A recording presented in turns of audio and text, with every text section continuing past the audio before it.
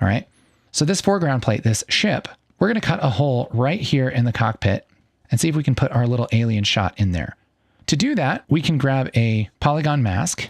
And if we connect it to the ship right now, everything's going to disappear and we're not going to be able to see what we're working on. So it's actually a little better idea to not connect this yet. We're just going to put this kind of nearby where we want to connect it. Select this polygon, and I'm just going to start drawing a mask right around here where I want this to be cut out. Now, drawing masks is kind of its own art. Let's just look at this polygon here for a minute. In fact, I'll grab all these and kind of reset it. If you click once, that's going to add a point to your polygon. So if I click once several times, that's going to build a shape. Once I connect that shape to itself and close that path, that's going to make a selection. That's this white part right here. I can also add points to this by just clicking and dragging. It's going to add points. But there's also these little handles on the line. And if I click and drag that, that's going to make these points softer. Like it's going to make them not as pointy. And so I can adjust my path using these little handles, and I can make soft curves or I can make them pointy, depending on where those handles are. When I'm drawing, if I click once, that makes a sharp point. If I click and drag, that drags out those handles so that I can make a soft shape like that. Generally, when you're drawing with a mask, you want to have the least amount of points possible. And so if you're going to draw a curve, you don't want to draw a ton of little points like that to make your shape. What's better is just to use one point here in the middle and drag those handles out like this. Then you can kind of adjust it, but you can get the same shape with 3 points instead of 30.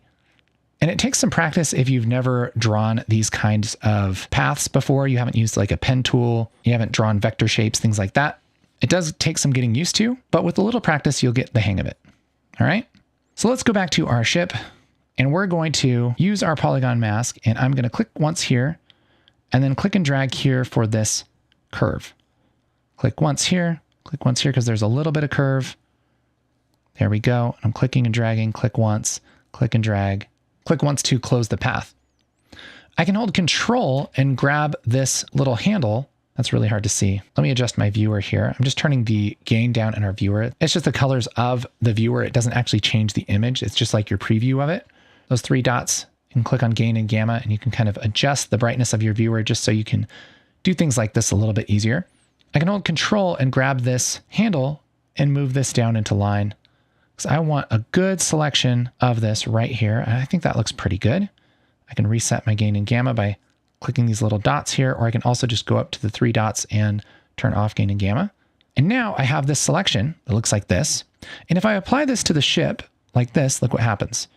That does cut out the ship, but it only leaves the center. And what I really want is the center to be gone and everything else to stay there.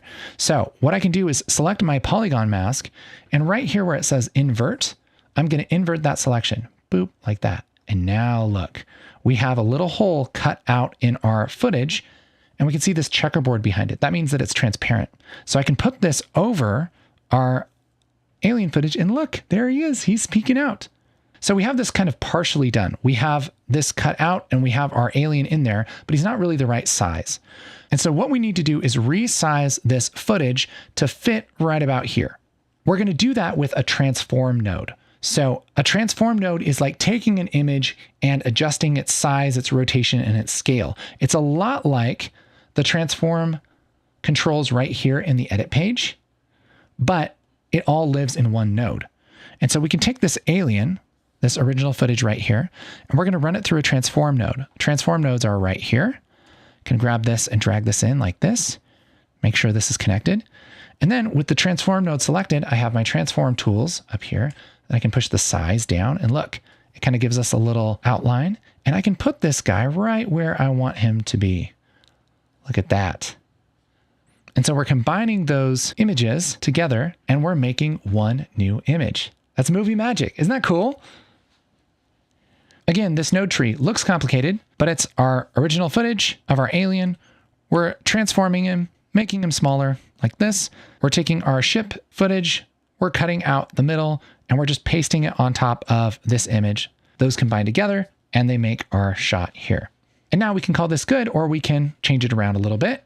One thing is maybe this polygon mask needs a little bit of softness. So I'll push up the softness just a little bit, something like that. Adjust this a little bit. Oh, make sure that we right click and remove our polygon 1 polyline, or else we'll have moving masks. Just going to kind of adjust this and make sure this looks good. Always a good idea. Maybe we want to color correct right here and kind of put a little shadow so it looks like he's really inside of that craft. We could run this transformed alien, this right here, through something like a brightness and contrast. And let's view this here on the left viewer.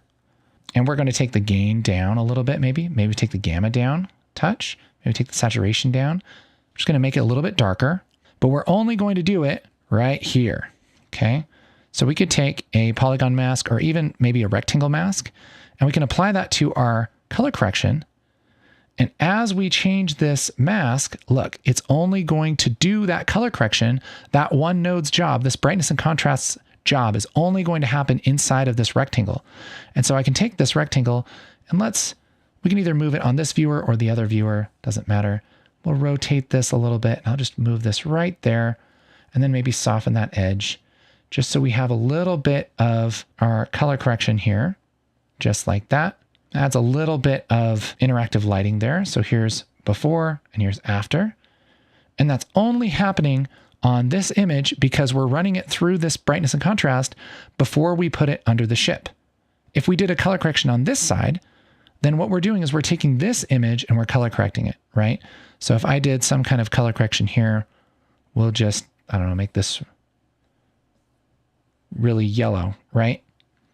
And then if we put that inside of a ellipse, that's going to color correct everything, at least inside of that ellipse. But if we were to put this here before we put it under the ship, I can hold shift and drag this out like this and just drop it back in like that. Then that's going to color correct this image before it goes under the ship. And so we're only color correcting this image. So the order of the nodes is really important. Let's get rid of that. And now we have our nice composite. We can switch back over to the edit page.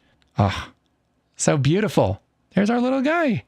We can get rid of this alien plate. And now we have 3 finished VFX shots right here in our timeline. And we can do this on any timeline. If we switch back to our edit timeline, I can quickly go into Fusion and maybe I'll do something like add fog. Push up the detail like this, and we'll just mask it to be maybe like right here. Soften that edge a lot. Now we have a lot more fog than we did. Really makes a big difference.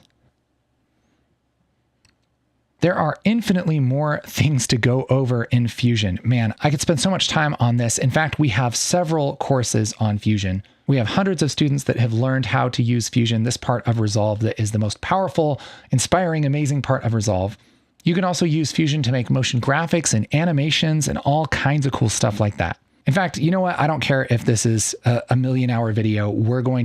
I need to show you some of this stuff too.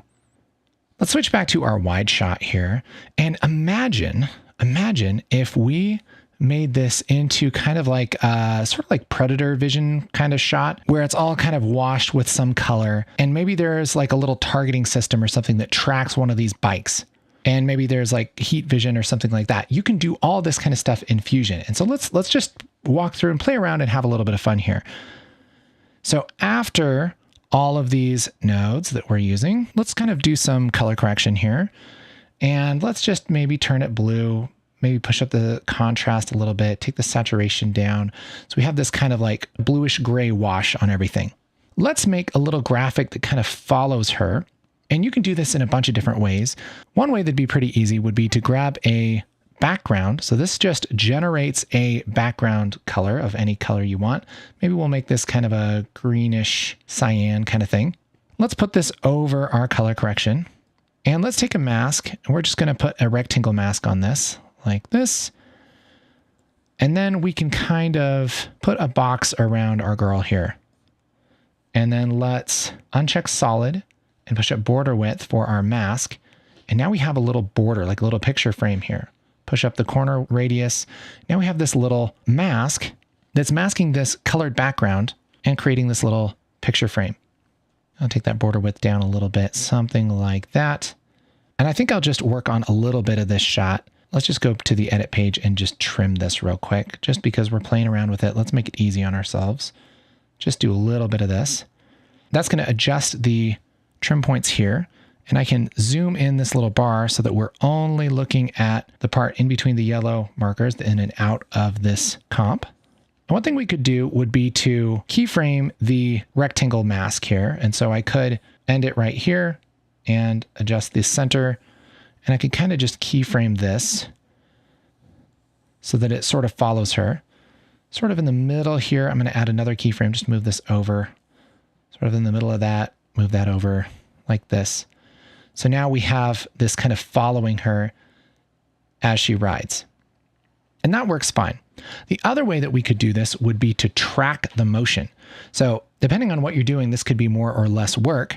I'm going to double click here in the empty space, and you can hit Shift and Spacebar, and that's going to bring up a menu that will let you select all of the 370 something nodes inside of Fusion. There are a ton. Look at that. It's crazy. But I'm going to type tracker. That's going to bring up this tracker node. I'll select that and hit add.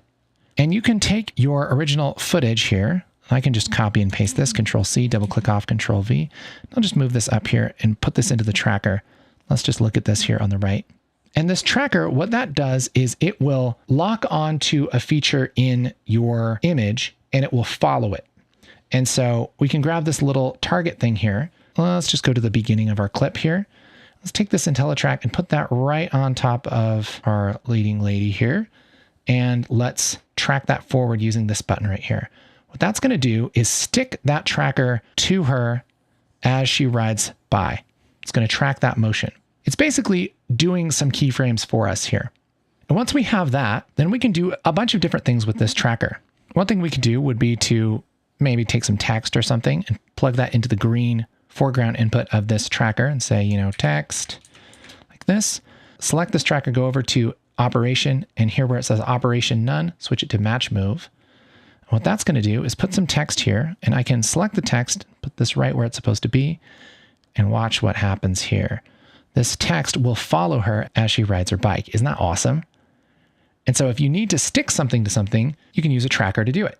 So we're kind of using this tracker like a merge node, but it will animate the foreground. Now, we don't have to include the background here. We can select this tracker, go to Operation Match Move, and then merge. Instead of foreground over background, let's just say foreground only. That's going to give us just the text in its own kind of isolated layer, but it has the same movement. So we could put this into the foreground as a separate thing. Then we have the tracker as a separate thing, and then the merge as a separate thing, right? So it kind of gives us the same idea, but there's the text. Now, what's cool about this, cool about nodes here, is that we don't have any effects applied to anything specifically. We're just running it through this effect. So it's always modular. So I could take this text out, and I could take my rectangle background, plug that into the green input right there. And I'll adjust this rectangle here. Let's actually reset our center. I'm just double clicking on that center here. I'm going to put this around her. Look at this. Now it follows her because it's running through that tracker. Okay. So we're tracking the bike and we're moving along with it. Now, here's what's really cool. This is where things just get so awesome. Let's take all of this and move it to the right here a little bit. Just make a little bit of room. We could take this same kind of tracker, which is really just giving us an image that looks like this. And we could make sort of a different version of it, and we can use it as a mask. So we could do something like, I could just copy and paste this, Control C, double click off, Control V. All right. So this is going to be our frame, our cyan frame. But this one, let's just drag this up here. Instead of a cyan frame, let's go to this rectangle mask and let's check solid and take down our border width. And that's going to give us just a solid mask. And we don't even need the background anymore. We could get rid of the background here and plug this into the foreground input of the tracker, not the blue input, the foreground input. And what this will do is give us an animated mask that we can use by plugging into the blue input of something. So I could take this output of this tracker and plug this into the blue input of the color correction, and look what happens. It's only color correcting inside of that mask. Isn't that magical? we could grab this color corrector, go over to settings, and here we have some mask settings, and we can select apply mask inverted like this. And look at that. Now it's going to be everywhere except for in that mask.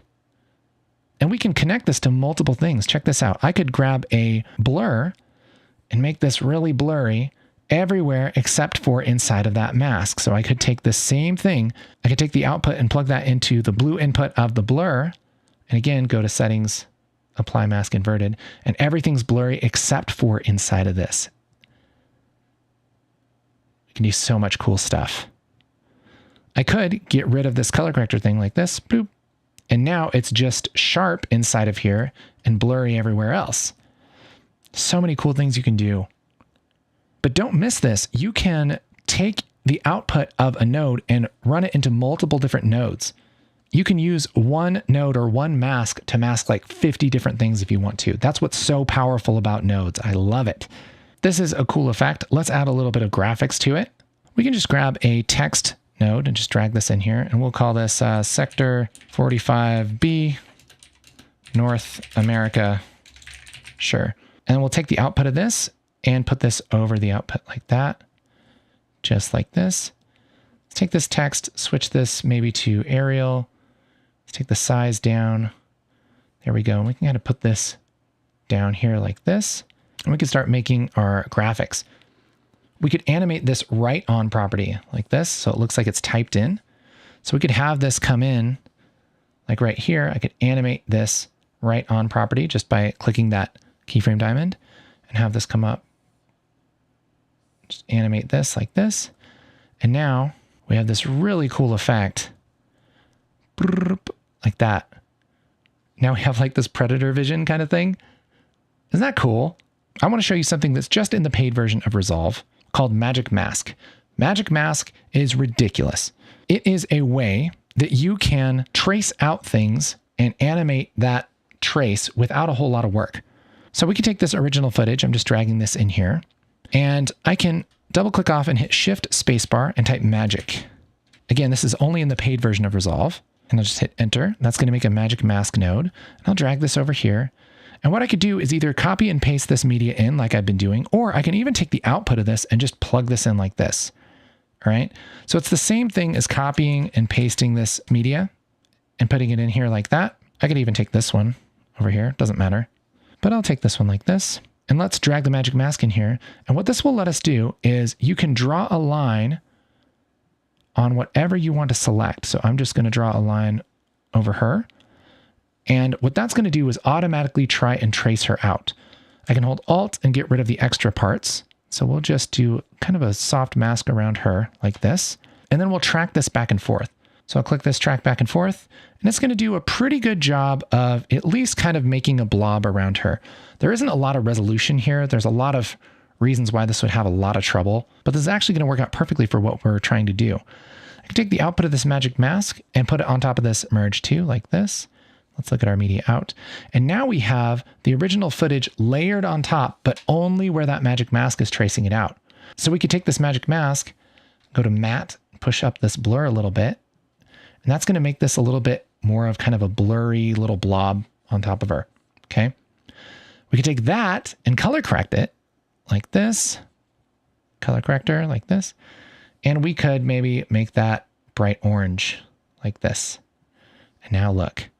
We have this kind of, it sort of looks like a heat signature kind of thing where she's going. Isn't that cool? So cool. Now this isn't actually the greatest use for Magic Mask. This is just going to kind of work great in this circumstance.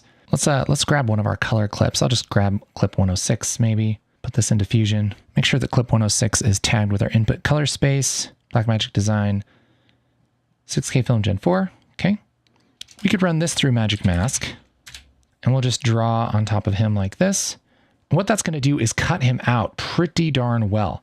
We can track this back and forth. And now we'll completely cut him out from the background. And we can adjust this matte by blurring it a little bit, maybe eroding it.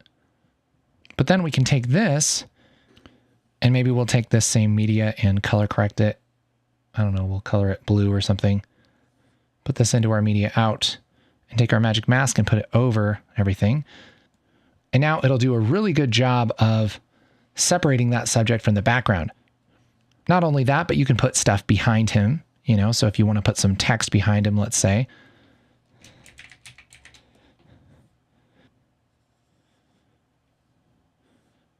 We can have this behind him because we're separating those layers. And you can do this yourself with masks, but it takes a lot more time and effort to trace him out. And for certain things, Magic Mask works really, really well. It doesn't work perfectly with everything, but it can really help you save some time when you're doing things like this.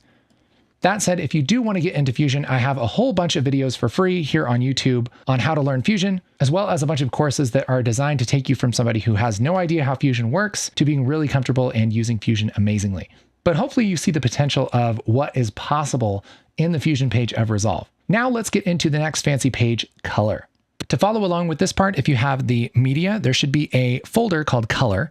And what we're going to do is select and shift select all of these color clips, right click on the first one and say create new timeline using selected clips, just like that. We'll call this color timeline and hit create. That's going to put all of these clips here in order. And this is pretty much to simulate if you had an edit where you had all kinds of different clips, they're all put together in a timeline, but now you want to make your colors look good. We'll walk through all the need to know stuff on the color page in this timeline. Again, to bring it into the color page, all you have to do is click into color and it will bring that timeline here into the color page. Very exciting. So a general overview, the color page of Resolve is obviously made for doing color correction.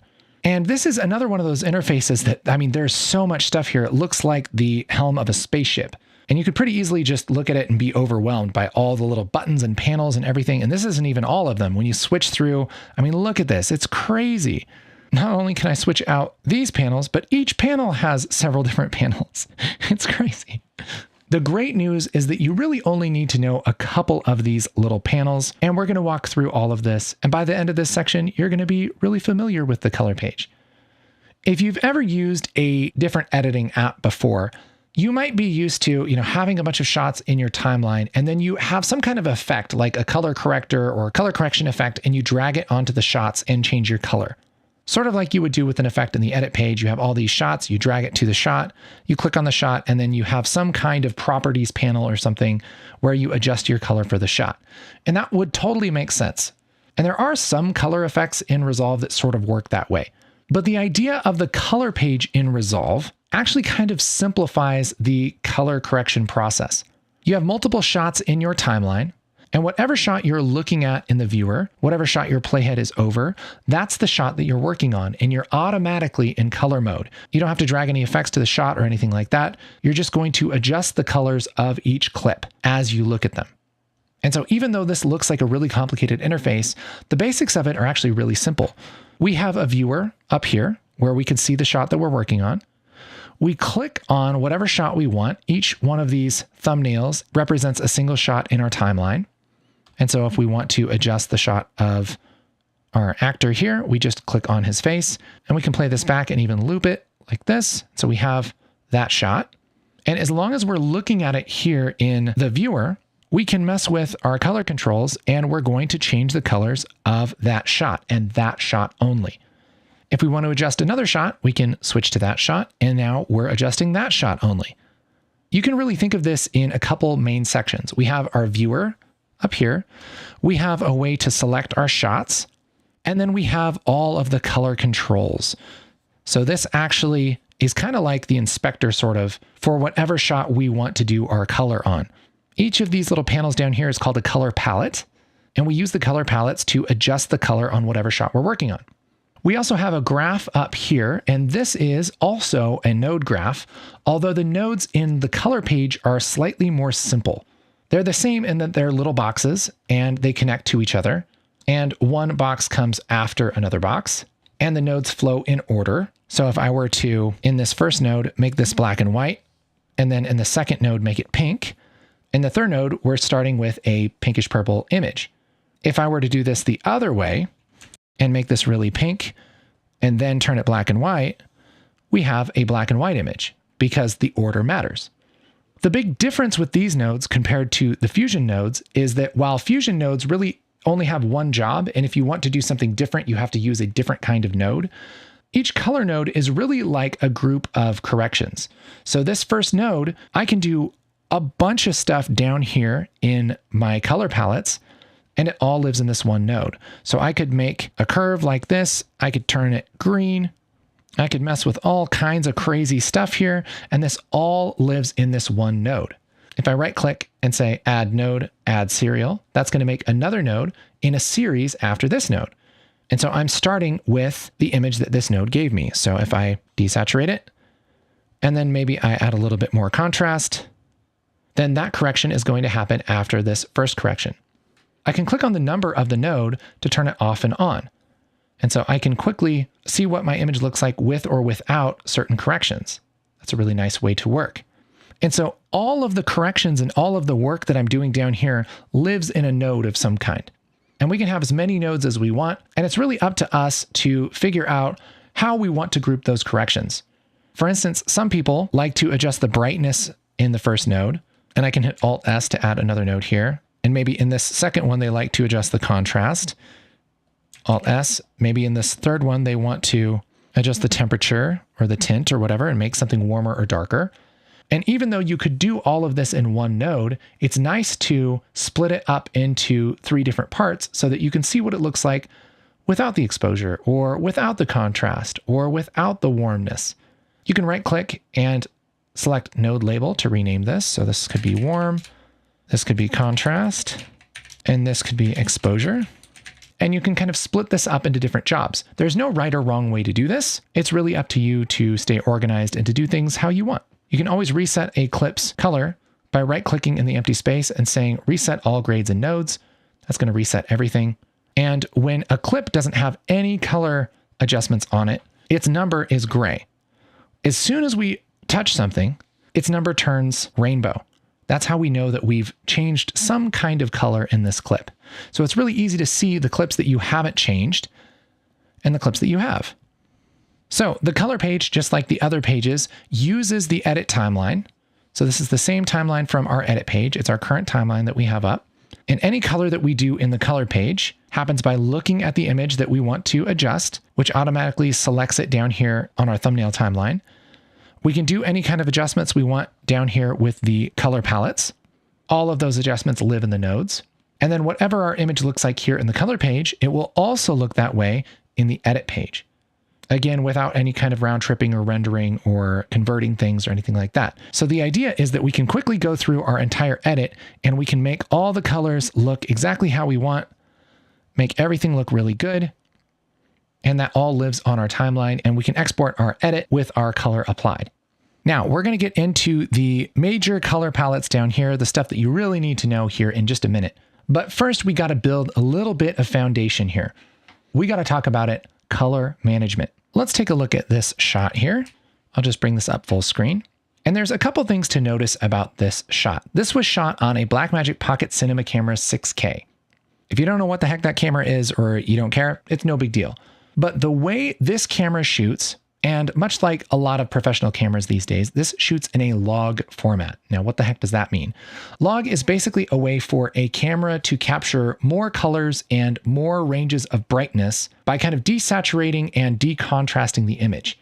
There's a lot of technical mumbo jumbo here that I'll cover in another video at some point. But basically what happens is to get the very most data packed into the video signal, what the camera does is it makes the blacks not as black, it makes the whites not as white, and it makes the colors not as colorful. And we end up with this kind of gray, nasty looking image.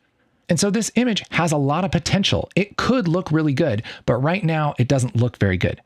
It's sort of like if you're going camping and you buy the world's greatest tent. It comes in a box and the tent is all rolled up in a bag and it's all kind of crushed in. It could be the best tent in the world, but right now it kind of looks like a box with a bunch of fabric stuffed in it. So in order to actually go camping and have a good time, you have to take that tent out of the box and spread it out, and based on the instructions, set up the tent so that it looks right. That's kind of the same thing that we need to do with this image. All the information that the camera saw is kind of crushed down into this gray, nasty looking image. And what we need to do is follow the right instructions from the camera to unpack this image and make it look nice again. that process is called color management. It's pretty much for any kind of image format that isn't Rec 709. What does Rec 709 mean? Rec 709 is the color space, the kind of image colors that look good on your screen. So for instance, this video that you're watching right here is in Rec 709. My skin is saturated, there's good contrast and everything like that. But without any color management, it looks a little bit more like this, which is kind of desaturated. The colors aren't as bright. And so there needs to be this step. Takes our image from gray, nasty looking to actually looking good.